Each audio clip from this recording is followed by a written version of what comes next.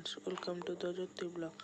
सकाल सबदिन पर सकाल उठी आम आज बाहर जाइए चलिया बाटर सकाल सकाल जहाँ मैंने सकाल सकाल बुलवर मजा किसी अलग सकाल बुलिया मध्य सकाल जो सौंदर्य देखिए मन बहुत खुशी होती सबदिन सकाल चलने जावा कथा मो देह सुस्थ रही है। सकाल चलिया भितर सकाल सौंदर्य बहुत मजा खुशी लगुला।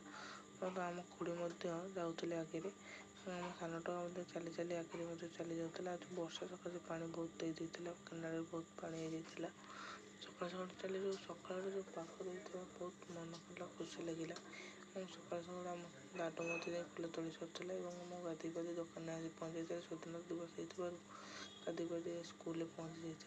स्कूल पताका को बहुत भल भाव सजा जाती पताका और झुटू बहुत सुंदर भाव पड़ता।